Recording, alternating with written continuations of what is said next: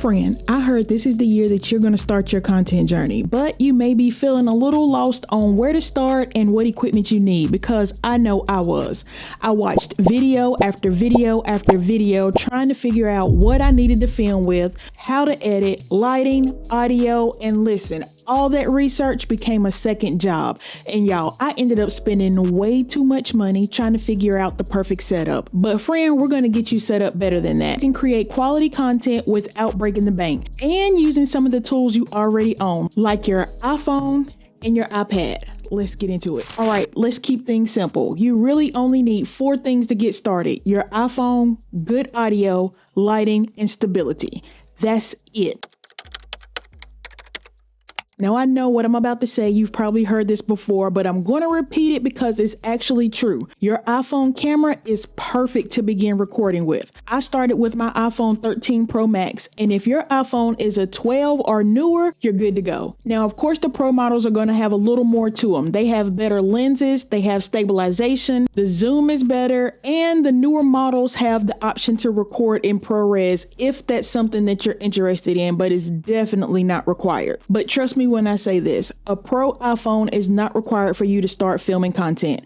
What is required is more storage. So if you don't have a lot of storage on your phone, you may want to look into external storage options. Now, let me warn you, external storage can be kind of expensive, but I've learned the hard way that you get what you pay for. I'm currently using the Samsung T9 2TB SSD, and this has been my go-to and the most reliable external storage that I've used over the last 3 or 4 years. But it is on the expensive side. Samsung also has a Type-C flash drive that will plug right into your phone, which will be super convenient for creating content with your phone. The 256 gigabytes of memory is $51.99 and the 512 gigabytes of memory is $89.99. All right, now grab your phone so we can change a few settings and make sure that when you're ready to record, your footage is going to be high quality. Go to settings and then camera, then choose record video. Set this to 4K at 30 frames per second. Now let's go over what this is so you understand why we're setting this way without getting too deep. 4K is going to be your resolution. This is the quality of your film. That gives you the highest quality footage.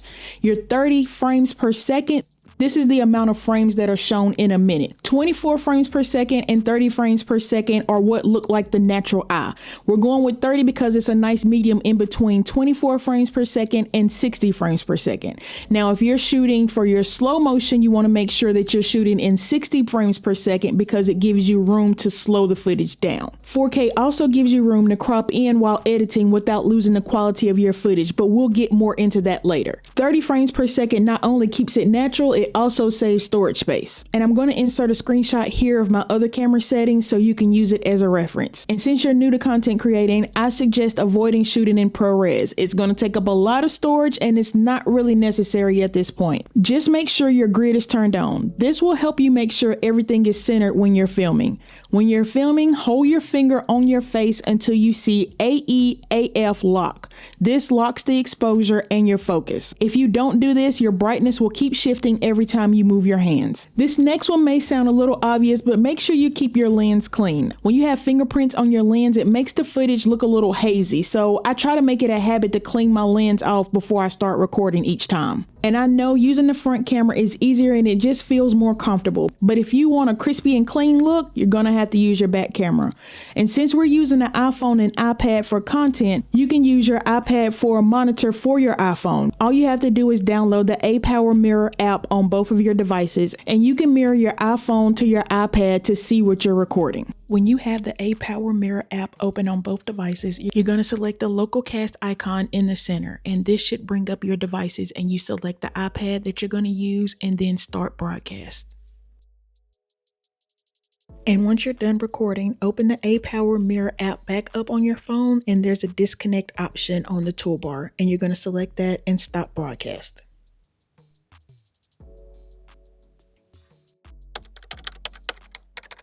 Now, if you don't remember anything else I say in this video, remember this. Viewers may watch a video with low video quality, but the chances of them watching one with bad audio is slim to none. If your audio echoes or sounds distant, viewers will probably click off of the video. If your budget allows for one upgrade, make it audio. Now, the mic that I wish I had starting out is the DJI Mic Mini. You can catch it on sale sometimes for $79.99. It comes with 2 transmitters and 1 receiver.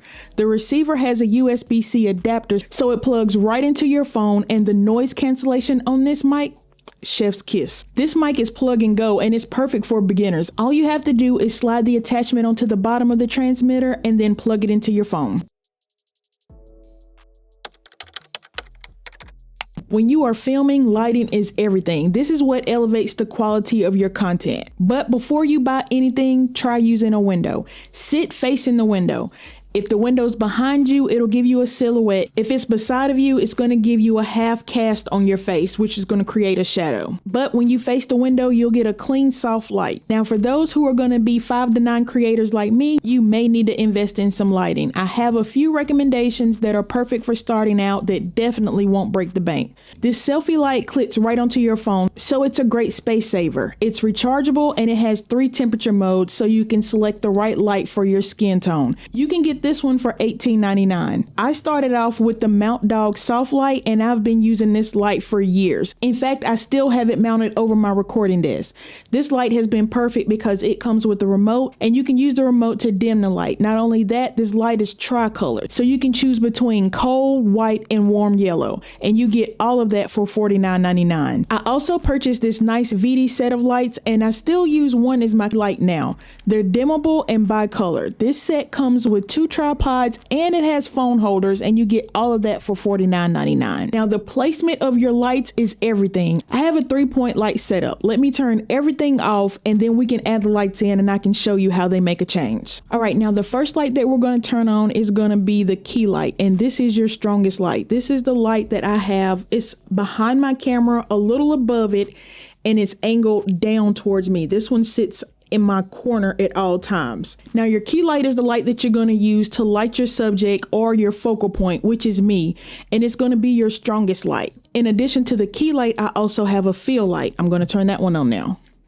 Now, this light is a little softer and not as bright as the key light, and I have it placed on the opposite side of the key light to fill in where the key light's not shining. The last set of lights that I added are my backlights, and that includes the lamp, my tech trap sign, and also the light above my desk. And this just helps me separate from the background and gives like a little dimension to my setup. And that's the lighting setup that I have going on. And I personally prefer warm lights for my skin tone. So all of my lights, including my backlights, are warm lights. You just have to play around with the lights to find out what the right combination is for you. Oh yeah, and my last lighting tip, please don't forget to turn off your overhead light. It can create shadows and we don't want that in your footage.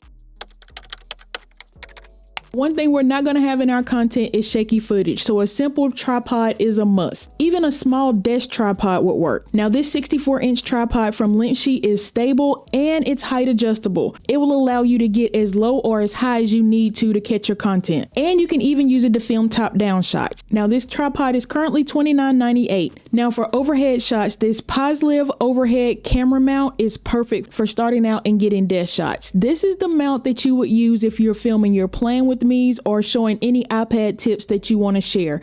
It comes with the ring light that can be used for extra lighting while you're filming. And this one is currently $27.99. All right, that's it for part 1. We've gone over equipment, iPhone settings, audio, and lighting. Let me know in the comments if you have any questions or any additional tips that you want to share. I've also added a link to my Amazon store with all the items that we went over today if you're interested in taking a look at those. Make sure you meet me back here and we're going to go over editing with Final Cut Pro. All right, y'all. Till next time.